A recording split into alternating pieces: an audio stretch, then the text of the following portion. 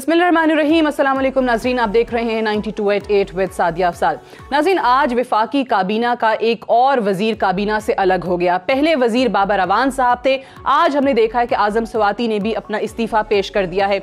आज़म स्वाति जिनका मुकदमा इस वक्त सुप्रीम कोर्ट ऑफ पाकिस्तान में है और सुप्रीम कोर्ट जो है उनकी डिस्क्वालिफिकेशन के हवाले से 62 के हवाले से ये मुकदमा जो है अब वो अदालत के अंदर है। आज़म स्वाति साहब के हवाले से बहुत ज़्यादा सवालात उठे थे उसी वक्त जब ये इंसिडेंट हमारे सामने आया था कि क्यों रेजिग्नेशन उनसे नहीं मांगा जा रहा। या आज़म स्वाति साहब ने खुद रिज़ाइन नहीं किया और वज़ीर आज़म इमरान खान ने अपने पैनल इंटरव्यू के अंदर भी इसी किस्म से बात की और JIT जो है आज़म स्वाति के हवाले से उस पर भी लाइल्मी का इजहार किया। पहले हम आपको दिखाते हैं कि आज़म स्वाति साहब के हवाले से सवाल क्या था और उसका जवाब वज़ीर आज़म साहब ने क्या दिया।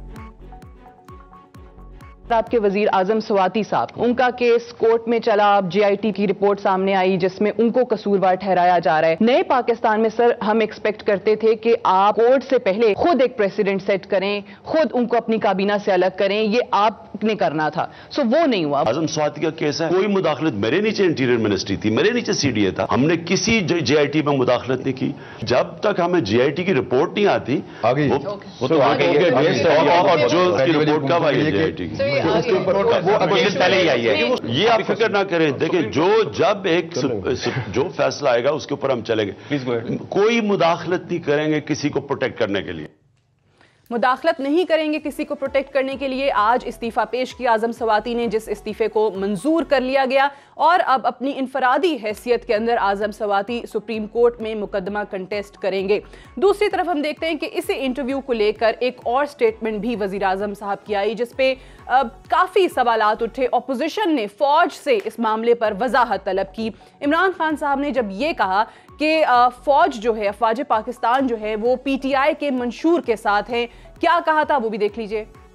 आप ये सोचें कि अमेरिका इतनी बड़ी डेमोक्रेसी है, पेंटागन का क्या रोल होगा पॉलिसी फॉर्मेशन में। देखिए जिधर सिक्योरिटी सिचुएशन होता है ना, आपको लेनी पड़ती है एडवाइस, का रोल इंपॉर्टेंट हर उधर होगा जिधर सिक्योरिटी सिचुएशन है, क्योंकि उनके पास एक पूरी इंस्टीट्यूशनल मेमोरी है उस चीज की कि ये हुआ, ये हुआ, ये हुआ, ये कर रहे हैं, उनकी इंटेलिजेंस एजेंसीज ये कर रही हैं, हम ये कर। तो पहले तो आपको वो पूरी ब्रीफिंग देते हैं जो हमारे पास नहीं है। पहले नंबर 1 जब आप सिक्योरिटी सिचुएशन होता है उनकी राय जरूर लेते हैं और सारी दुनिया लेती है। जहां तक अब तक डिसीजन का बात, जहां तक अब तक हुआ है, सारी जो आप मेरी मैनिफेस्टो के अंदर मेरी फॉरेन पॉलिसी देख लें, सबके पीछे आज हमारे साथ फौज खड़ी हुई है। ठीक, ये वो बयान था वजीर आजम साहब का जो अपोजिशन को काफी नागवार गुजरा, जिसका कॉन्टेक्स्ट फॉरेन अफेयर्स था, जिसका context security situation of Pakistan था। आज इसी हवाले से जब DGISPR से उनकी प्रेस कॉन्फ्रेंस के दौरान सवाल किया गया, क्योंकि ये अपोजिशन की तरफ से भी एक मुतालबा था कि फौज अपनी पोजीशन वाज़े करे, उस पर DGISPR का कहना था कि उन्होंने जब ये इंटरव्यू नशर हो रहा था तब भी ये जुमला सुना, फिर जब मीडिया में इसका वावेला हुआ दूसरी दफ़ा ये लाइन सुनी और आज प्रेस कॉन्फ्रेंस करने से पहले तीसरी दफ़ा भी वो ये जुमला सुनकर आए हैं और इसमें ऐसी कोई बात नहीं है जिसके चर्चे हैं। DGISPR का जवाब सुन लीजिए। जो प्राइम मिनिस्टर साहब ने बात की कि कोई भी हुकूमत जो होती है वो जिसमें सिक्योरिटी के खतरात ज्यादा हों वो अपने सिक्योरिटी एस्टेब्लिशमेंट से उस पर इनपुट लेती है। उन्होंने मिसाल भी दी, पेंटागन की भी दी। फिर उन्होंने कहा जी कि हम भी इनपुट लेते हैं और अगले सेंटेंस में उन्होंने कहा जी कि मेरी पार्टी मंशूर में जो फॉरेन पॉलिसी है, तो उससे पहले वो बात कर रहे थे कि जो भी डिसीजन मैं लेता हूं जो मैंने अभी तक लिए हैं, और अगले फिक्रे में कहा जी कि जो पार्टी मैनिफेस्टो के मुताबिक फॉरेन पॉलिसी के इशू थे उन तमाम में एस्टेब्लिशमेंट की इनपुट होती है and then I take the decision. तो इसमें तो कोई ऐसी बात ही नहीं है। अफवाज पाकिस्तान इस मुल्क की फौज है, इसका ताल्लुक सिर्फ एक पार्टी से या सिर्फ एक बंदे से या किसी एक शहर से या किसी एक सूबे से नहीं है। तो हम उनका अदारा है, हुकूमत का, स्टेट का। आज PTI की हुकूमत है, कल किसी और पार्टी की थी, उससे पहले किसी और पार्टी की थी। तो ये तो बहुत खुशी की बात है कि अगर तमाम अदारे मिलकर नेशनल ऑब्जेक्टिव की अटेनमेंट के लिए काम कर रहे हैं तो we should be more than happy.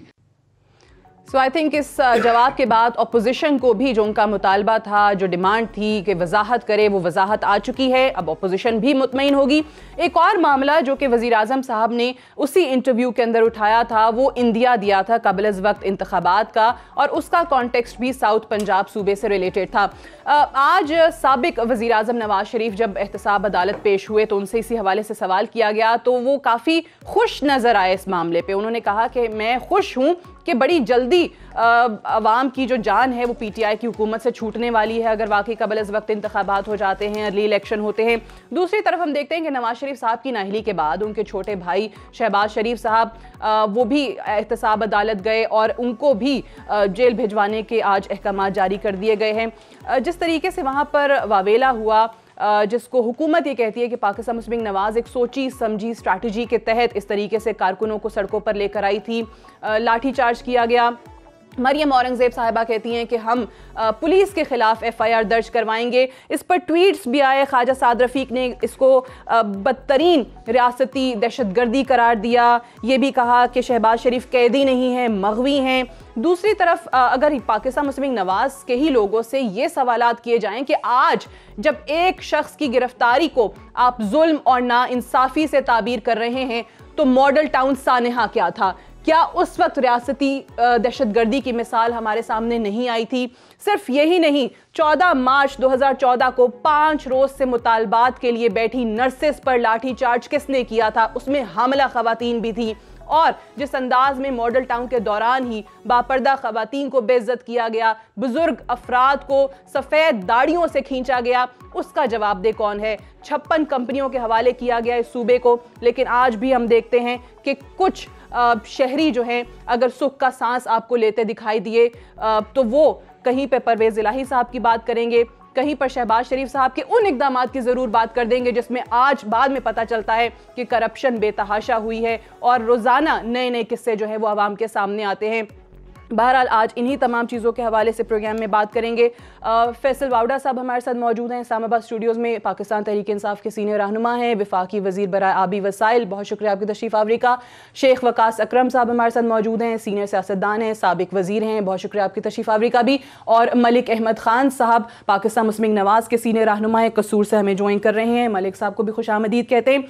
Faisal Vawda साहब, सबसे पहले तो ये जो आज शहबाज शरीफ साहब की गिरफ्तारी के हुक्म के वक्त हमने देखा है, आप लोग कहते हैं कि नून लीग जो बाकायदा एक हिकमत अमली के तहत उन्होंने ये किया है, लाठीचार्ज और एक बदमज़गी हो और ये सारा उनका प्लान था, बट आज इसको ख्वाजा साद रफीक जो हैं बदतरीन आमरियत करार देते हैं, रियासती दहशतगर्दी करार देते हैं और ये भी कहते हैं कि आप जो हैं यानी वज़ीर आज़म साहब वो एहतसाब नुमा इंतकाम इस वक्त पाकिस्तान मुस्लिम लीग नवाज से ले रहे हैं। बहुत शुक्रिया सादी साहब। देखिए सादी साहब, मैं आपको याद दिलाऊंगा कि कोर्टों पे अटैक भी नून लीग ने किया था, आपको याद होगा। और जो रियासती दहशतगर्दी है ये नून लीग का ही फॉर्मेट है, फार्मूला है हमेशा से। चाहे आप मॉडल टाउन ले लें या आप हाई कोर्ट के ऊपर जो उन्होंने अटैक किया था वो ले लें, या आप जीटी रोड के ऊपर तमाशा देख लें। एक तो ये कि इनके पास अब कोई स्ट्रेंथ रही नहीं है। ये वो जो थोड़ी बहुत कुछ दर्जन लोग जो होते हैं आपके साथ आगे पीछे चलते हैं, मे भी उनकी अपनी लीडरशिप से मोहब्बत हो कुछ दर्जन लोगों की। कल हम एक प्रोग्राम में थे तो वहाँ कहा गया कि जी हम कंटेनर पे नहीं चढ़ना चाहते लेकिन आप पेशकश करें। हमने कहा जी हम पेशकश कर रहे हैं, आपके पास कंटेनर में चढ़ने के लिए स्ट्रेंथ नहीं है। जहाँ तक आप कह रहे हैं अगर एहतसाब, तो आप उनको कंटेनर की पेशकश करके उनका मजाक उड़ाते हैं। हम तो हमेशा करते रहेंगे, हम खाना भी देंगे, हम कंटेनर भी देंगे, हम सिक्योरिटी भी देंगे, हम सब कुछ देंगे। देखिए जी, हमारा प्रॉब्लम ये है कि अगर पॉलिसी इमरान खान साहब की करप्शन के ख़िलाफ़ है और 22 साल उस आदमी ने जद्दोजहद की अकेले ने, तो उस पर तो कोई कॉम्प्रोमाइज़ होगा नहीं। आज हम कॉम्प्रोमाइज़ कर लें, दोनों पार्टी को छोड़ दें, तो आज हम सबसे अच्छे लोग हो जाएंगे, हमें कंधे पे बिठा लिया जाएगा, हमारा मजाक नहीं उड़ाया जाएगा, हम पे डिस्कशन नहीं होगी। आप हमसे ये पूछें कि इस 100 दिन के अंदर या जो भी 105 दिन के अंदर हमने क्या किया है, मेरे पास 1000 चीज़ों की फहरिस्त है। फॉरेन इन्वेस्टमेंट जो 27 साल से एक्स जोन नहीं आई थी वो आपके पास आ गई है, आपके पास अपने टर्म्स पे आई है। Coca Cola company millions and millions of dollars की इन्वेस्टमेंट के लिए आ गई है, सुजुकी आ गई है, शेल्टर होम्स आ गए हैं। आपने हमारी इंटीरियर मिनिस्ट्री की कारकर्दगी देखी, आपने वाटर मिनिस्ट्री के डिस्प्यूट्स जो थे 25-25 साल 15-15 साल पुराने रिजॉल्व देखे विदिन 100 डेज। अच्छा। और दीगर बहुत सारी हमारी मिनिस्ट्री के अंदर काम है। तो मैं पूरा प्रोग्राम खत्म हो जाएगा मेरे लिए। अच्छा, मतलब इतने कारनामे 100 डेज के अंदर। देखिए आप, और सबसे इंपॉर्टेंट चीज़ ये कि हमारे पास अल्लाह का शुक्र है सो फार टच वुड हम पे कोई करप्शन का चार्ज किसी वजीर के ऊपर, किसी पार्टी के बंदे के ऊपर नहीं है। और एक चीज़ 100 दिन में जो और हमने 2 चीज़ हमें मिली वो ये कि हमने मरियम बीबी का ट्विटर खामोश देखा, हमने नवाज शरीफ साहब की सियासत गूंगी देखी, और आज हमने पहली दफा अपनी कैबिनेट मीटिंग में आज नवाज शरीफ साहब बोले, आज खुश नजर आए हैं वो कबल इस वक्त इंतखाबात पे, जो जहां वो कहते हैं कि पाकिस्तान मुस्लिम लीग नवाज हम वक्त तैयार है। आज हमारी कैबिनेट मीटिंग में 105 दिन के बाद वकास साहब हमें एक छोटे छोटे पीस केक के भी मिले। तो ये भी हमारी कारकर्दगी में आएगी। गौशाला ड्राइव से निकल के हमें आज हमें केक भी मिला है, तो इसका मतलब पीएम साहब खुश हैं। शेख साहब, मैं यही जो मामला लाहौर के अंदर हुआ है, जिस तरीके से हमने बहुत सारे इंसिडेंट्स देखे, नर्सेस पे, किसानों पे, इवन के नाबीना अफराद पे भी वहाँ लाठीचार्ज होता रहा है। मॉडल टाउन बड़ी मिसाल, रिसेंट मिसाल जो अभी भी सुप्रीम कोर्ट में मामला चल रहा है, JIT भी बन गई है। वो रियासती बदतरीन दहशतगर्दी नहीं थी। आबिद बॉक्सर के इंकशाफात, किस तरीके से जाली पुलिस मुकाबलों में लोगों को मारा जाता रहा, वो रियासती दहशतगर्दी नहीं थी। एक शख्स का गिरफ्तार हो जाना आज जुल्म और नाइंसाफी से ताबीर किया जाता है। देखें, ऑब्वियसली अब आप क्या तवक्को करती हैं कि जब एक पार्टी के जो क़यादत है उसको गिरफ़्तार किया जाए तो उस पार्टी के जो सियासी वर्कर हैं उनके पास इसके अलावा और कोई चारा नहीं होता कि वो सख्त से सख्त अल्फाज के अंदर उसकी मज़म्मत करें और ये आवाज़ उनके कायदीन के कानों तक पहुँचे और उन्हें भी अंदाज़ा हो सके कि जो लोग हमारे साथ हैं बुरे वक्त में कौन खड़ा है, कैसे खड़ा है। ये एक रिवायत है, चलती है। दहशतगर्दी ये नहीं होती है। दहशतगर्दी मैं ये समझता हूँ कि चंद एक दो वाक़यात छोड़ के जिन पे मैं ख़ुद ज़ाती तौर पे समझता हूँ कि जुल्म और ज़्यादती भी हुई, जैसे मॉडल टाउन का वाक़या, और मैं उस वक्त भी ऑन रिकॉर्ड हूँ जिस वक्त ये वाक़या हुआ। अगर उस वक्त के प्रोग्राम्स देखें तो मैं I am on record saying that कि ये जुल्म हुआ है। जिस वक्त इस किस्म के मामलात बनते हैं और इस मुल्क में किसी पे हाथ डाला जाता है तो हमारे सियासतदान अब बड़े ऐप्ट हो गए हैं इन चीज़ों को एक अच्छी लफाजी के अंदर कैद करके लोगों के सामने रखने के। तो ये सिवाय जुमलाबाजी के और अपने कायदीन पे अपनी वफादारी जतलाने के अलावा ये कुछ भी नहीं है और ना इसमें हकीकत है। ये जो मामला एहतसाब को इंतकाम से मिलाया जा रहा है कि जी वज़ीर आज़म साहब बैठे में वो एहतसाब नुमा इंतकाम ले रहे हैं, खुद कंट्रोल कर रहे हैं। ये I don't want to be sounding like somebody who is supporting PTI, no, I don't।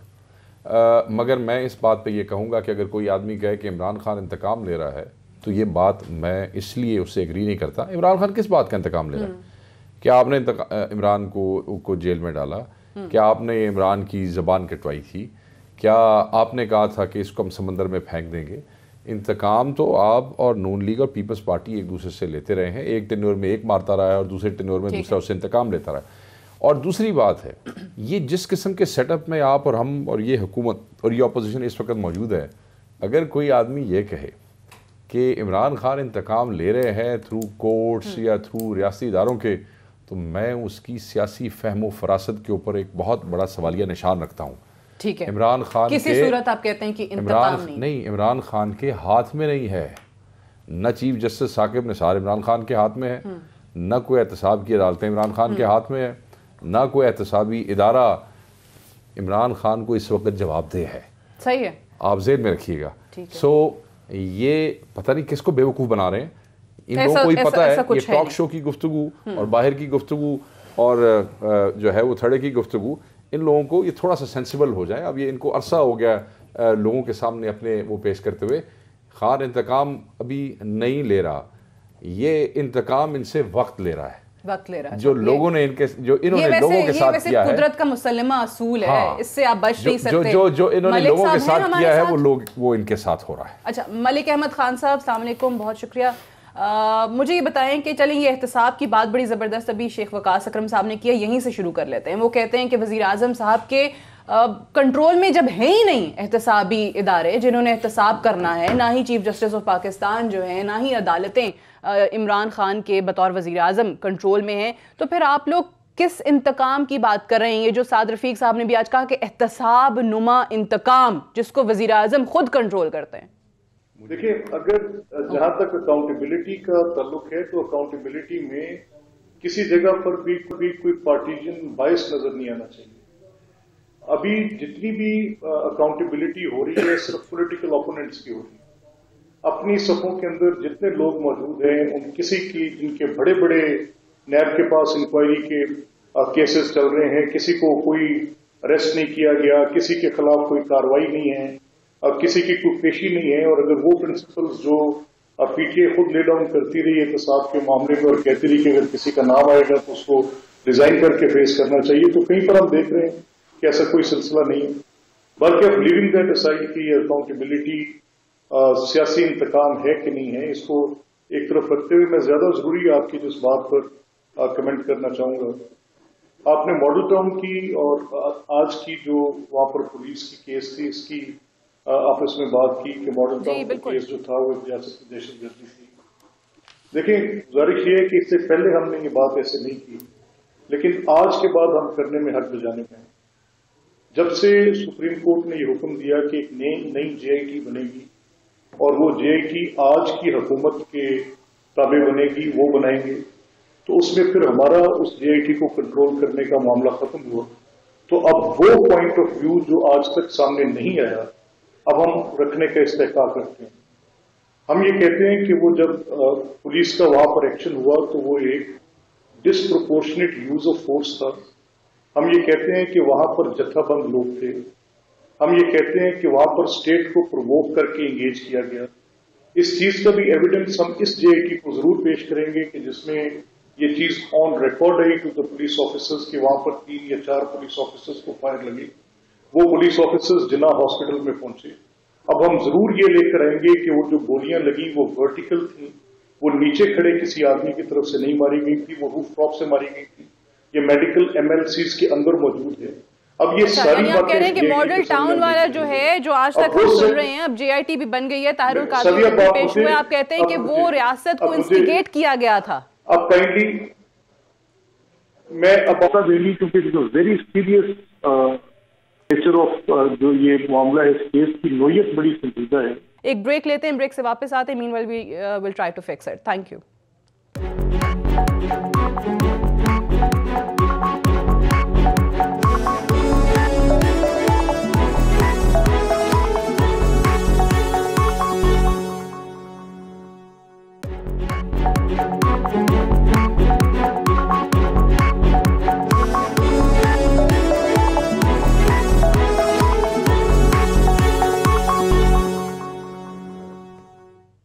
Welcome back program में एक बार फिर से खुशामदीद। ब्रेक पे जाने से पहले हम बात कर रहे थे एहतसाब के हवाले से, जिसको पाकिस्तान मुस्लिम लीग नवाज जो है वो इंतकाम समझती है। मैं ज़रा फैसल वाउडा साहब आपका कमेंट इस पे चाहूँगी कि एक तो अपोजिशन को गिले शिकवे हैं ही हैं कि जी उनको दीवार से लगाया जा रहा है, उनको कॉर्नर किया जा रहा है, उनके खिलाफ जो है वो तमाम तर केसेस बन रहे हैं। आप लोगों का कोई वजीर, आप लोगों का कोई मुशीर नहीं पकड़ा जाता है, उसको नहीं बुलाती है नैब। लेकिन दूसरी तरफ हमें इमरान खान साहब भी नैब से कोई खातिर खा मुतमईन नजर नहीं आते। वो कहते हैं कि पेस बहुत ज्यादा स्लो है। अगर उनके नीचे नैब होती तो कहते 50 लोग अपोजिशन के अभी जेल में होते। देखिए सादी साहब, मुझे एक बात बताएं कि अभी तक नैब ने पिछले 25 सालों में कितने कन्विक्ट करा दिए? सवाल तो है प्राइम मिनिस्टर साहब का, ठीक सवाल है। और नैब के अंदर अगर आप चेयरमैन की बात करें तो ठीक है, अभी तक तो हमें नहीं लगता कोई स्पॉट उनके ऊपर है, लेकिन नैब के नीचे तो बहुत सारी चीज़ें हैं जो लोग बात करें और उसको रीएड्रेस करने की ज़रूरत है। हम सब ओपन फॉर डायलॉग हैं। दूसरी चीज़ ये कि जो इंतकाम की बात करता है, मुझे आप बताएं कि साद रफीक साहब का नाम आ रहा है प्रॉपर्टीज़ के अंदर, उनके भाई का नाम आ रहा है, उनका फ्रंटमैन पकड़ा गया। भुगत रहे ना पेशियां, भुगतना नहीं है यहाँ, जिंदगी भर लोग भुगतते रहे, फिर पावर में आते हैं, फिर भुगतते हैं। आपको याद होगा जस्टिस कयूम भी आपको याद होंगे, फ़ोन पे ऑर्डर्स दिए जाते थे। आपको सैफुर रहमान भी याद होंगे, आपको हाई कोर्ट के ऑर्डर्स भी याद होंगे जो डिबार हुए थे नवाज शरीफ साहब हेलीकॉप्टर केस में। फिर आ गए, फिर आप 12 साल के लिए एग्रीमेंट करके चले गए, फिर वापस आ गए। तो ऐसा होता रहा, ये रूटीन का हिस्सा है। जो ये समझते हैं कोई भी प्री बार्गेनिंग के लिए भी अब तैयार नहीं, उनको लगता है कि जी फिर कोई ना कोई समझौता हो जाएगा। They are not realizing Imran Khan साहब समझौता करने वाले आदमी नहीं है। अच्छा ठीक है, लेकिन मसला ये है कि हम पिछली हुकूमतों को कहते हैं कि उनके पास अक्सरियत थी, वो आज रोना रो रहे हैं, लेकिन उस टाइम पे कवानीन तब्दील नहीं कर सके जब वो कर सकते थे, जब उनके पास ये अहलियत थी। अब आप लोगों के पास नेशनल असम्बली की हद तक तो ठीक है, सेनेट में अक्सरियत है नहीं, कवानीन आप लोग पास करवा नहीं सकते, जिस पे वजीर आजम इमरान खान साहब ने कहा कि मैं सदारती ऑर्डिनेंस लेकर आऊंगा। आज वो भी आपने सुन लिया, शहरी रहमान साहिबा पीपल्स पार्टी की प्रेस कॉन्फ्रेंस के, ये आमरियत है। और अगर ऐसा किया तो हम देखिए हमारे पास रास्ता तो है, ये हमें प्रेसिडेंशियल ऑर्डिनेंस की इजाजत तो है ना। अगर इसकी इजाजत है तो शहरी रहमान साहब हों या उनके साथ टब्बर हो या उनका दोनों अपोजिशन पार्टी हो, you think that we are concerned? No, we are not even pushed about it. अगर एक चीज हमारे पास इजाजत है, उसका रास्ता है, आईनी तौर पे रास्ता है, बिल्कुल लाएंगे। आईनी तौर पे तो है, आईनी तौर पे तो है, बट इसको आमरियत के साथ मिला देना, ये कह देना कि अगर इन्होंने किया तो आपको लग रहा है ये और अपने लिए महाज खड़े करेंगे बजाय इसके कि ये नेशनल असेंबली से या सेनेट से जाए। बात ये है कि आईनी तौर पे है, इसकी इजाजत है, बट मैं ये बात जरूर ऑन रिकॉर्ड कहना चाहता हूँ, it's not a good practice. इसको जब पार्लियामेंट इन प्लेस हो, पार्लियामेंट अपनी जगह मौजूद हो, पार्लियामेंट काम कर रही हो, हुकूमत वक्त मौजूद हो, सियासी लोग बैठे हों, फिर ऑर्डिनेंसेस जो है वो दुनिया की किसी भी डेमोक्रेसी में उनको नापसंद किया जाता है, वो पसंदीदा नहीं होते। It's not a good parliamentary practice कि आप एक ऑर्डिनेंस ले आए और फिर उसको कंडोन कराने के लिए कुछ अरसे के बाद और कंडोन भी नहीं होना। अब उसमें क्या, मैं अब आपको ये भी बताता हूँ उन्होंने करना क्या है। क्या करेंगे? मेरे भाई हैं सारे, और ये इनको करना शायद इनकी जगह कोई भी होता तो ये करता। मैं आपको ये भी बता दूँ, ये ऑर्डिनेंस लेके आएंगे, उस ऑर्डिनेंस का टाइम खत्म हो जाएगा, ये फिर उसको फिर एक दफ़ा उसको वो दे देंगे, वो एक दफ़ा दोबारा उसको टाइम दिया जा सकता, वो दोबारा आ गया। अब फिर क्या होगा, वो फिर टाइम खत्म हो जाएगा, 3 महीने 6 महीने काम खत्म हो गया। अब फिर उसी ऑर्डिनेंस, उसी कानून को ये रीराइट करेंगे। ये भी एक तरीका होता है, याद रखिएगा। इस कानून को फिर उसकी नोक पलक जो है ना, वो इधर से कान पकड़, इधर से पकड़, मगर वही चीज उठा के उसकी लफाजी तब्दील की। ये अब क्योंकि इनके पास अक्सरियत है नहीं करने वाली, सो यस, ये आइन के अंदर इसकी इजाजत है, बट ये अच्छी प्रैक्टिस नहीं है।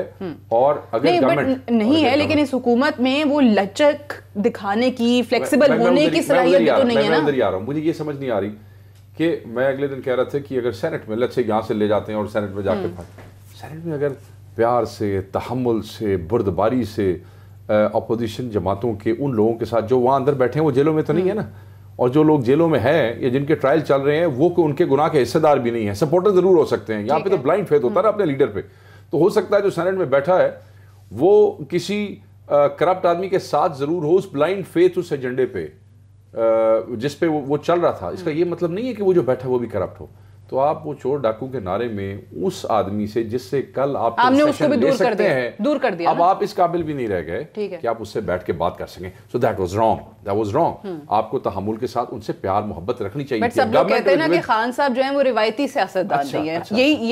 यही लोग कहते हैं ना, इनकी जो दलील है, जवाब है, वो यही होता है। इसका जवाब है ना, नहीं वो रिवायती सियासतदान नहीं है, नहीं ये बात गलत है। और ये बात भी फैसल वाड़ा साहब मेरे भाई हैं और मैं बड़ा एहतराम करता हूँ इनका, बसद एहतराम एक इख्तलाफ में करता चलूँ। इन्होंने कहा कि इमरान खान साहब समझौता नहीं करते। नहीं, ये बात बिल्कुल गलत है। करते हैं समझौता, करते हैं। MQM के साथ समझौता किया, PMLQ के साथ समझौता, करप्शन पे सर, दुनिया की हर चीज के साथ करप्शन पे समझौता। ये अभी देखें, ये अभी उस टाइट उस पे पहुंचे नहीं है। जब ये बिल्कुल इनके वो नेक टू नेक काम हो जाएगा, ऐसे भी समझौता हो जाएगा। मैं आपको मजे की एक बात बता रहा हूँ, वो ये है कि उस सियासतदान जो है उसको लचक लेनी पड़ती है। सियासतदान is somebody who initiated dialogue. PTI में जिस चीज की कमी है, नहीं है, डायलॉग आपको करना होगा। क्या नहीं होगा फिर क्या, मैं सॉरी मैं आपको एक नहीं कोई मसला नहीं, आप फिर मलिक साहब की तरफ जाओ। कि जिस वक्त ये जो हॉक्स हैं मेरे अजीज, जो भाई बैठ के जो वज़रा नए नौजवान हैं और रोज ओ दे मार और ये कर और वो कर, जब ये सिचुएशन खराब करेंगे और हुकूमत की गर्दन पे आ जाएगी, फिर इनमें से बहुत से चेंज किए जाएंगे। फिर इमरान को वो संजीदा टीम जो बेशक थोड़े होंगे उनके साथ, मगर होंगे जरूर, चेंज तो अभी भी हम सुन रहे हैं, उनको आगे लाना पड़ेगा और उनके थ्रू ये डायलॉग इनिशिएट करना पड़ेगा। आप इस मुल्क की ऑपोजिशन, जो कि बहुत बड़ी ऑपोजिशन है, ऑलमोस्ट उतनी है जितने आप हैं, उनके साथ तहम्मुल और बुर्दबारी से जो अभी तक नजर नहीं आ रहा, नहीं चला सकते हैं। ठीक है, ऑर्डिनेंस जो है आइन में है, not a good practice. Malik साहब, अब जिस सदारती ऑर्डिनेंस के जरिए ये कवानीन, क्योंकि मेजॉरिटी नहीं है सेनेट में, नहीं बन सकते हैं, लाने की बात की जा रही है, उसको आप लोग आमरीत से मिला रहे हैं। पीपल्स पार्टी भी यही कह रही है, ये भी पीपल्स पार्टी ने आज कह दिया कि इसके खिलाफ हम करारदाद लेकर आएंगे। बट ठीक है, आइन के अंदर तो दर्ज है, शेख साहब ने भी कहा it's not a good practice, but ये लोग भी तो कहते हैं कि हम फिर क्या करें, कवानीन ही इतने कमजोर हैं, अगर उनके ऊपर अमल करवाना शुरू हो गए तो फिर तो साल लग जाएंगे, कुछ होगा नहीं। और आप लोगों की पार्टी जो अपोजिशन में बैठी हैं वो साथ नहीं देंगी इन कवानीन के बनने में। देखिए सर, इसको मैं आपकी बात को दो हिस्सों में तकसीम कर सकता हूँ। एक वो जिस पर पहले अभी शेख साहब ने बड़ी तफसील के साथ बात की कि ऑर्डिनेंस की, एक तो वो सिमत है जिसमें ऑर्डिनेंस को एक अनलाइकली प्रैक्टिस के तौर पे देखा जाता है। दूसरा, इस पे सुपीरियर जुडिशियल फोरम्स की, सुप्रीम कोर्ट की प्रोनाउंसमेंट्स हैं कि ऑर्डिनेंस किन हालात में दिए जा सकते हैं। अगर पार्लियामेंट की अथॉरिटी को आपने ऑर्डिनेंसेस के जरिए अंडरमाइन करना है तो ये बड़ा ब्लेमिश होगा गवर्नमेंट पे। और फिर जो हाउसेस की कॉम्पोजिशन है सेनेट की या नेशनल असेंबली की, तो उसमें उन्होंने कौन सी को आईनी तरमीम है जिनकी इनको भी बड़ी अशद जरूरत है। नैब का लॉ तो बेसिकली एक्ट ऑफ पार्लियामेंट होगा, उसके लिए कोई बड़ी कॉन्स्टिट्यूशनल अमेंडमेंट थोड़ी होनी है। और अगर नैब के लॉज में ये कुछ चेंजेस लेकर आना चाहते हैं और इनके पास ऐसी कोई होमवर्क है तो एक्ट ऑफ पार्लियामेंट के लिए आपको 2/3 थोड़ी चाहिए, simple majority by 1 vote you can do it. और अगर आप पार्लियामेंट के बजाय ऑर्डिनेंस के प्रेफरेंस करते हैं और ऑर्डिनेंस को आप 3 महीने के बाद लैप्स करते हैं, फिर प्रोमलगेट करते हैं और फिर लैप्स करते हैं और फिर ऑर्डिनेंस की हैयत तब्दील करते हैं, तो ये undermining the authority of the parliament के मुताबिक होगा, क्योंकि ये दो ठीक है। बट पीटीआई का मौकफ ये है कि पार्लियामान के थ्रू शायद वो तब जाना चाहते हैं जब उनको यकीन हो कि ऑपोजिशन इन कवानीन पे साथ देगी। वो तो बड़े वसूख से कहते हैं कि जी हमारा साथ ही नहीं देना। ऐसा होता नहीं है। देखें, ये ऑल सेगमेंट्स ऑफ लाइफ जिसमें ऑलमोस्ट ऑल पॉलिटिकल पार्टीज, तमाम एकेडमिक्स, तमाम जूरिस्ट, लॉयर्स, बेशुमार लोग इस पर अपनी बात कर चुके हैं कि नैब के लॉज जो हैं उसमें बहुत अनब्रिडल्ड पावर्स हैं जो नैब अथॉरिटीज के पास हैं, जिसमें प्रोसिक्यूटर का इख्तियार उनके पास, इन्वेस्टिगेटर का इख्तियार उनके पास, सो मच सो कि कुछ जुडिशल पावर्स भी उनके पास हैं। और उसके अंदर कुछ चेक्स एंड बैलेंसेस नहीं हैं, जिसको सब लोग इस बात के ऊपर ये अपना मौकफ दे चुके हैं। अगर ये इस वक्त मुद्दा यही है कि अकाउंटेबिलिटी को एक free, fair and transparent manner में इंश्योर करना है और अकाउंटेबिलिटी को असल स्पिरिट के मुताबिक इन्फोर्स करना है, उसको as a tool to change the incumbent governments use नहीं करना, जो कि तारीखी एतबार से हमने देखा है कि चाहे भले उसमें आप मुस्लिम लीग नून में सैफुर रहमान के एहतसाब कमीशन गिन लें, बेशक आज की इस गवर्नमेंट की चेंज देख लें, पिछली गवर्नमेंट की, बेशक एबडोज देख लें, प्रोडास देख लें, आज तक अकाउंटेबिलिटी को सिर्फ as a tool to change the incumbent governments और उनको मिलाइन करने के लिए यूज किया गया है। Accountability as a true spirit नहीं की गई। चलें, ये बहुत अच्छी बात है कि आपने ये चीज मान ली है, क्योंकि माजी में भी ये हवाले दिए जाते हैं कि हुकूमतों ने एज अ टूल ही यूज किया इस नैब को और अकाउंटेबिलिटी को। एक बात मैं आपसे और कह दूं कि अकाउंटेबिलिटी का असल मुद्दा जो है वो आपकी करंट डिस्पेंसेशन के साथ होता है। अगर आज फैसल मिनिस्टर हैं आबी वसाइल के और इनकी मिनिस्ट्री के अंदर आज कोई चीज आती है तो अगर उसको 4 साल बाद उठाया जाएगा तो उसमें इसके अंदर neither they will be able to find any evidence, nor उसके अंदर उनकी इन्वेस्टिगेटिव स्किल्स इस काबिल होंगी, वो अपनी बहुत सारी जो ट्रेल्स होंगी उनको ज़ाया कर चुके होंगे। और अगर अकाउंटेबिलिटी के प्रोसेसेस फेयर हो, बायस के बगैर हो, तो वो इनकम्बेंट गवर्नमेंट्स के लिए ही ज्यादा पुरानी चीजों को छोड़ दिया जाए, यहाँ जो मौजूदा चीजें, तो ये लगा 4 साल के बाद अगर करेंगे आप, ठीक है मैं इस पे जरा जवाब ले लूं मलिक साहब, लानी है तो फिर ऐसे लानी पड़ेगी। ठीक है, सादी साहब बात इनकी टेक्निकली तो बात ये ठीक कर रहे हैं कि हमारे मुल्क में होता ये है कि 20 मंजिला की इजाज़त दी जाती है और 18वें पे आकर उसको फिर रोक दिया जाता है कि इलीगल है, भैया फाउंडेशन पे रोकते, फिर एक और आप दुकान खोलते हैं करने की। तो ये बात ठीक है हमारे मलिक साहब की, मैं मानता हूँ, लेकिन क्योंकि प्रेसिडेंट नहीं था और हम तो ये कर रहे हैं, हम तो कहते हैं कि सर आप हमारी अकाउंटेबिलिटी हमारी मिनिस्ट्रियों के अंदर आप एज ऑपोजिशन आए, बैठे, हम आपको वेलकम करते हैं। अगर आपको कोई चीज़ नज़र आती है, आपको सवाल होता है, आप उठाए उसको, उठाए भी, जो इदारे उनको बोले भी। इनके केस के अंदर ये पब्लिक अकाउंट कमेटी के अंदर भी नहीं चाहते कि कोई और आदमी आ जाए, ये चाहते हैं जो हमने किया उसको हम ही उसकी अकाउंटेबिलिटी करें, वो पॉसिबल नहीं है। ये तो जब हम जीरो से स्टार्ट हो गए, मिसाल भी तो देते हैं ना केपीके की, वो मिसाल देते हैं पंजाब की, मियां महमूद रशीद भी बने हुए थे, वो ऑपोजिशन लीडर थे उस टाइम पे। देखिए जैसे अभी वकास साहब ने कहा कि ये अच्छा प्रेसिडेंट नहीं है कि आप प्रेसिडेंशियल ऑर्डिनेंस के तहत काम करें, हमें काम ही नहीं करने देते ना, हमें ऑपोजिशन काम करें, जहां ऑपोजिशन का आप ये मिल जाएंगे आपस में, क्योंकि इनके वहां। अच्छा, मैं हमेशा सवाल करता हूँ मलिक साहब से, मलिक साहब को क्यों नहीं कोई टेक ऑन करता कि आप करप्ट आदमी है, आप बुरे आदमी है, आप क्रिमिनल आदमी नहीं है। अगर हमारी हैबिट हो, हैबिचुअल हम किसी को टेक ऑन करते हो और हमें नून लीग से नफरत है, तो मलिक साहब आज तक 1000 शो मेरे साथ कर चुके हैं, 1000 शो बाकी लोगों के साथ कर चुके हैं, क्यों नहीं कहते? राना तनवीर को क्यों नहीं कहते? क्यों नहीं कहते? मियां लतीफ को क्यों नहीं कहते? किसलिए नहीं कहते कि नहीं है मियां जावेद लतीफ साहब की आप अगर हिस्ट्री उठा के देखें तो मियां जावेद लतीफ साहब वाहिद आदमी थे जब कलसूम साहिबा सड़क पर आई, सब खुद गिरफ्तार हुए तो वो उसको भी सड़क पर खड़े थे, तो उसकी आप एक सियासी वर्कर के तहत भी उसकी इज्जत करते हैं, हम इज्जत करते हैं, लीग ही अलग है। फिर आप देखें ना, हम तो उस चीज का भी इज्जत करते हैं कि एक आदमी अपनी पार्टी का मुखलिस था। तो आप हमारे पर इल्जामात ना लगाए, आपके ऊपर जो इल्जामात है वो एक्सेप्ट करें, जेलों में जाएं, अपनी बारियां करें, और अगले तो जाने पे आज हुआ है जो हुआ है। देखिए वो कह रहे हैं कि सादी साहब क्या होगा, पुलिस एक्शन करेगी, पुलिस एक्शन के कैमरास आपके दिखा रहे हैं, कोर्ट एक्शन लेगा इसके ऊपर। देखिए इमरान खान साहब का बिल्कुल सही, इमरान खान साहब कोई अदालत थोड़ी है, इमरान खान साहब कोई सुप्रीम कोर्ट के चीफ जस्टिस थोड़ी, नैब के चेयरमैन थोड़ी है। अगर होते तो हम मियां नवाज शरीफ साहब कभी निकलने नहीं देते, ठीक है। लेकिन हम इंटरफेयर किया, जब उनको अंदर भी ले गए हमने कुछ नहीं कहा, उनको जब बाहर छोड़ा तब भी नहीं कहा। लेकिन ये प्रेसिडेंट जो है ना, जो अभी सेनेटर शहरी रहमान साहबा ने आके कहा कि आमरीत है, इनको पता है ऑर्डिनेंस के तहत हमें तो डिलीवरी देनी है, हमने आवाम को डिलीवरेंस देनी है। उस डिलीवरी के लिए हमें ऑर्डिनेंस आइन के तहत लाना पड़ा, आइन के तहत किसी और नुक्ते से कोई चीज करनी पड़े, हमें डिलीवरी देनी है। एफर्ट तो कर सकते हैं ना, ऑपोजिशन से बात तो कर सकते हैं ना, ये भी तो एक प्रीएम्प्टिव मेजर है ना। आप लोग सोच के बैठे हुए हैं कि नहीं जी साथ ही नहीं देना इन्होंने हमारा, हम कानून 65 साल से यही देख रहे, नहीं होगा, यकीन है, इसीलिए खान साहब ने। मैं एक ब्रेक ले लूं, ब्रेक से वापस आएंगे तो हम बात करेंगे साबिक वजीर आजम नवाज शरीफ साहब के हवाले से भी, वो भी पेशियां भुगत रहे हैं, उनके मामला भी अदालतों में चल रहे हैं। लेकिन आज उन्होंने कबल अज़ वक्त इंतखाबात के हवाले से कहा कि पाकिस्तान मुस्लिम लीग नवाज जो है इंतखाबात के लिए हम वक्त तैयार है, जिस वक्त भी इंतखाबात कराना चाहते हैं करा लें। ये सिनेरियो जो है, जब एक तरफ ये बताया जाता है कि जी हमारे तो आपने जमात के कायद को भी जेल भेज दिया है, हमारे साबिक वज़ीर आज़म को भी आपने नाअहल करार दे दिया है, फैसल वावड़ा साहब कह रहे थे कि जी इनके पास तो इतनी स्ट्रेंथ ही नहीं है कि सड़कों पर आ सके, अपोजिशन सही मानों में जो है उसका मुजाहरा किया जा सके।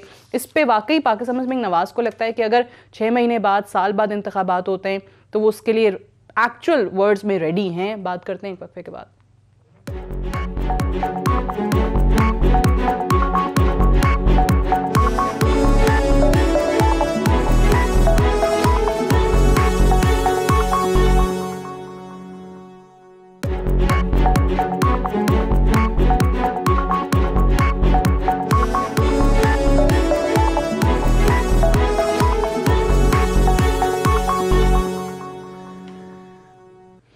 वेलकम बैक प्रोग्राम में एक बार फिर से खुशामदीद। पहले मैं मलिक साहब आपसे इस पे कमेंट चाहूंगी, कबल अज़ वक्त इंतखाबात पे नवाज शरीफ साहब ने कह दिया हम वक्त तैयार हैं। बात तो नवाज शरीफ साहब जिस तरीके से भी कर रहे हों, उन्होंने इमरान खान साहब की बात को जिस कॉन्टेक्स्ट में भी लिया हो, जबकि वज़ीर आज़म इमरान खान कहते हैं कि जी वो जनूबी पंजाब के हवाले से बात हो रही थी, सवाल किया गया, उन्होंने कहा कि जी कराने पड़े तो करा देंगे, कप्तान को पता होता है क्या स्ट्रैटेजी जो है वो रखनी है। लेकिन नवाज शरीफ साहब को ये यकीन कैसे हो रहा है कि अवाम बड़े खुश हैं कि उनकी जान बड़ी जल्दी इस हुकूमत से छूटने जा रही है? नहीं सर, हमें तो ये एहसास है कि इस वक्त एक बड़ा अनरेस्ट है पब्लिक में, महंगाई को लेकर बड़ा अनरेस्ट है, इकोनॉमिक सिचुएशन की हैंडलिंग को लेकर बड़ा अनरेस्ट है। गवर्नमेंट की डायरेक्शन के एतबार से अब पूरी हुकूमत ऐसे तो नहीं होगी जैसे फैसल की मिनिस्ट्री होगी, और जो तकलीफ लोगों को आ रही हैं with in these 3-4 months of the government, उसको लेकर एक पब्लिक रिजेंटमेंट बहुत बड़ी है, जिसको लेकर कोई भी सियासी रहनुमा ये जरूर समझेगा। और मियाँ साहब तो आपको पता है कि he knows the pulse of people, वो महसूस कर रहे हैं कि अवामी दबाव बढ़ रहा है। गवर्नमेंट से वो डिलीवरी जिस पर उन्होंने अपनी एक कमिटमेंट पब्लिक से दी थी, प्लेजेस किए थे, उन सारी प्लेजेस से खुद इमरान खान ये कह चुके हैं कि मैं जो यू टर्न्स वाली बात है, मैं एक पॉलिटिकल रिटोरिक से हट के कहने लगूं। उनका ये पब्लिक प्लेज था अपनी इलेक्शन कैंपेन में कि हम बिल्कुल झोंपड़ी में रह लेंगे, घास खा लेंगे, खुदकुशी कर लेंगे, लेकिन बैरूनी कर्जे नहीं लेंगे, लेने पड़े चाहे किसी भी काम में लेने पड़े। और उस आर्गूमेंट को हम डिफीट करते हैं जिसमें ये कहते हैं कि बैरूनी कर्जे पिछली हुकूमतों के, तो जिस दौर को इमरान खान साहब ये कहते हैं कि वो एक सुनहरा दौर था और डेवलपमेंट का दौर था, इवन आपके अयूब खान के टाइम में जो तरबेला मंगला थे वो भी IMF के पैकेजेस पे थे, और 22 मरतबा पाकिस्तान की इकोनॉमी IMF के दरवाजे पे जा चुकी है, 18 पैकेजेस अवेल कर चुकी है।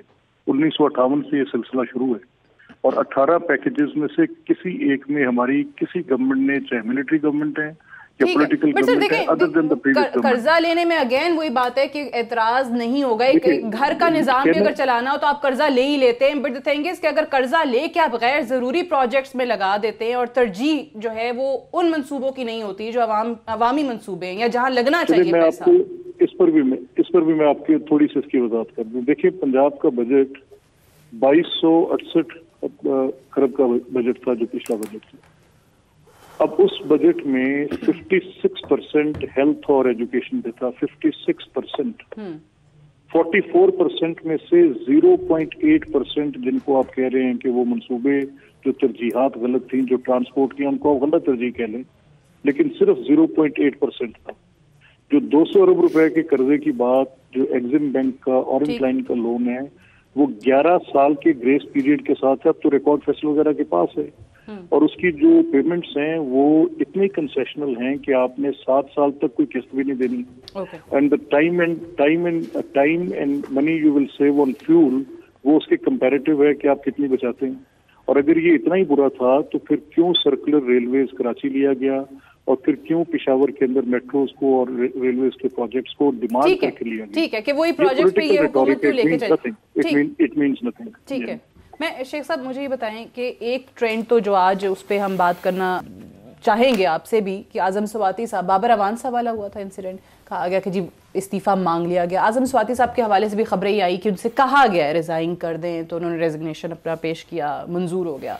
अच्छा, एक ट्रेंड सेट किया, या ये अगर डे 1 पे होता, जब जिस दिन ये इंसिडेंट हुआ था, तो ज्यादा बेहतर होता? नहीं, ये कोई अच्छा, ये रेजिग्नेशन, ये कोई अच्छा, ये भी कोई अच्छी प्रैक्टिस नहीं है। ये पंजाबी में कहते हैं ना, अखीर देख के, जिस वक्त देख लिया कि अब मुझे सुबह फांसी लग जानी है, मेरे साथ ये डे 1 पे होता तो बेहतर था। तो ये कोई हाई मॉरल ग्राउंड इस वक्त नहीं है। ना आजम स्वाति का किसी पे एहसान है, ना उसका एहसान है पीटीआई पे, ना किसी अदालत पे, और ना किसी पे। Azam Swati has always been a trouble maker. अगर if you see the history of this minister, तो आपको नजर आएगा कि फजल रहमान के साथ इनका रौला डला, उनकी पार्टी के अंदर थे, जहाँ रहे वहाँ रौला डालते रहे। और फिर आप ये देखें कि अल्लाह की तरफ से चीज़ें जो है ना वो कैसे टर्न लेती हैं, कि एक आदमी जिसने सेनेटर बनने के लिए इतनी मेहनत, इतना ख़र्चा किया, जिसने पार्टी के लिए इतना ख़र्चा किया, इतना भाग दौड़ की, फिर वज़ीर बन गया, हालांकि नाराज़ भी था। आरटीएस सिस्टम पे भी अगर किसी ने पीटीआई में एतराज़ किया तो उसने खुल सब कुछ करते कराते वज़ीर बन गया। और उसके बाद एक गाय वजारत ले गई, एक गाय जो है, और गाय जो है वो ताहयात नाअहली में भी डाल सकती है, वो डाल सकती है, और वो डलना चाहिए। बड़ा बेहतर होता कि खान साहब हैं, वज़ीर आज़म हैं इस मुल्क के, ये उनकी टीम के मेंबर थे, cabinet is the team of the prime minister, he should have sacked him then and there. और the day they basically JIT report was submitted to the court, he should have read it and then मुझे इस बात की prime minister साहब को या फिर inform नहीं रखा जाता, या तो इस पे मैं एक बात कहना चाह रहा हूँ, प्राइम मिनिस्टर साहब को बताया नहीं जाता, या तो चीजें जो डॉलर की कीमत पे देख लें। उन्होंने कहा कि उनको नहीं पता था, असद उमर कहते हैं उनको पता था। 3 चीजें असद उमर साहब नहीं बताते क्या प्राइम मिनिस्टर वाला इंसिडेंट, असद उमर के ये डॉलर वाला इंसिडेंट, ये जो आपने अभी जिक्र किया, ये JIT वाला इंसिडेंट। मैं हैरान हूँ कि जो हमारे दोस्त जो वो खान साहब के करीब है, and who should be really the eyes and years of the prime minister, they are blind and deaf, I guess, because they are not showing prime minister what he should see. I mean, आप बाहर की क्या बात कर रहे हैं? We are talking about his own cabinet, ठीक है जी। और कैबिनेट में बड़े अच्छे हमारे दोस्त जो है वो फैसल वाडा साहब जैसे भी हैं, जैसे मलक साहब ने कहा, जो इनकी वजारत में हो सकता है, ये ना समझे कि बाकी वजारतों में भी लोग इसी तरीके से चलिए, उन्होंने ये तो मान लिया कि कोई एक वजारत अच्छी चल रही है, अच्छी से मुराद ये कि जो इस तरह, जरूरी नहीं है कि बाकी लोग भी इस तरह। सो मैं ये समझता हूँ मलिक साहब ने इनकी तरफ जेनरोसिटी का मुजाहरा किया, ये कमजोरी है, शुक्रिया अदा करता हूं। और वजीर आजम जो है उनका ये फर्ज बनता है कि खसूसन जब उनका एक अहम मेंबर वजीर है और वो इस किस्म के इशू में, उनको minute by minute, second by second पता होना चाहिए था। He should have sacked him before he resigned. अब रिजाइन किसी पे कोई एहसान नहीं है, ठीक है, अपनी जान छुड़ाई है। वो ये समझते हैं, वो ये समझते हैं कि मैं रिजाइन करूंगा तो शायद 62 F1 में से बच जाऊं। मैं नहीं समझता कि शायद वो बच सके। मैं तो समझता हूं कि उन पे FIR भी होगी, उनको गिरफ्तार भी होना चाहिए, क्योंकि अगर वो JIT रिपोर्ट ठीक है और उसकी बुनियाद के ऊपर सुप्रीम कोर्ट ने फैसला किया है तो तायात नहली भी होगी, और उस गाय का हिसाब चुकता करना पड़ेगा। वैसे फैसल साहब ये बताएं कि वाकई में क्यों नहीं बताते आपके लोग? करीबी जो टीम है ना, फाइनेंस की जो आपकी टीम है, वो वजीर आजम को इन्फॉर्म रखती है, वो लूप में ही नहीं होते, उनको बताया ही नहीं जाता है कुछ। देखिए सादी साहब, वी डू अंडरस्टैंड कि वो एक मुल्क के चीफ एग्जीक्यूटिव है, मैं आपको बताऊं कि he has to run so many things, but बताएं तो उनको। देखिए सादी साहब, मैंने पहले भी कुछ प्रोग्राम्स में कहा कि देखिए इमरान खान साहब के ऊपर हर चीज़ का ब्लेम कर देना, अगर कैबिनेट की और मिनिस्ट्रियां भी इमरान खान साहब ने चलानी है तो फिर उनकी कैबिनेट का फायदा क्या है? देखिए मैं आपको बताऊं, अगर अगर मैं इनकॉम्पिटेंट हूं और मेरी नाअहली है या मेरी गलती है या मेरी नेग्लिजेंस है या मैं इररिस्पॉन्सिबल हूं, तो मैं उसको दबाऊंगा, ठीक है जी। और वो उसका सारा उस बलबा प्राइम मिनिस्टर पर ना गिराए ना। मेरी नाअहली तो मेरे अंदर इतने गट्स होने चाहिए, मैं कहूँ कि जी मेरी गलती है, मैंने एक्सेप्ट किया। दूसरी चीज़ ये कि आप जिस चीज़ों को रेफ़र कर रहे हैं उन चीज़ों के अंदर मैं 1 सेकंड आपका लूँगा। सादी साहब मुझे एक बात बताएं कि मलिक साहब की हुकूमत वक़ार साहब क्या दे गई? टेलीमीटर्स का मैंने मुद्दा उठाया, 2 अरब रुपए की जाली बैंक गारंटी आपके दरबार में, उस पर कॉन्ट्रैक्ट साइन हुआ, पैसे अवार्ड हो गया, पैसे दे दिए, वो मैं आके पकड़ रहा हूँ। मतलब आप 35 साल पुराने चैंपियन हैं सियासत के, हम तो नए नए हैं, हमें तो नाड़ी, हमें कुछ पता ही नहीं। इसका मतलब इंटेंट और विल का फर्क है। अब वो चीज़ें हमने कोर्ट में दी है, हमें भी पैसे ऑफर हुए कि दराज में रख दो, हमें तो नहीं पता दराज में रखते भी करोड़ों रुपए मिलते हैं, मुझे तो नहीं पता था। मुझे उन्होंने दराज का बताया तो मैंने दूसरे फोन पे कहा कि जी नैब को भेजो, कोर्ट में भेजो, ब्लैक लिस्ट और खत्म करो चैप्टर को। नहीं, वो बात आपकी ठीक है, बट मैं चलें रीफ्रेस कर देती हूँ अपने सवाल को कि वी डू अंडरस्टैंड कि प्राइम मिनिस्टर की देखिए नीयत पे कोई शक नहीं कर रहा, सब जानते हैं कि वो करना चाहते हैं, चीजें सुधारना चाहते हैं, it's about the team he has.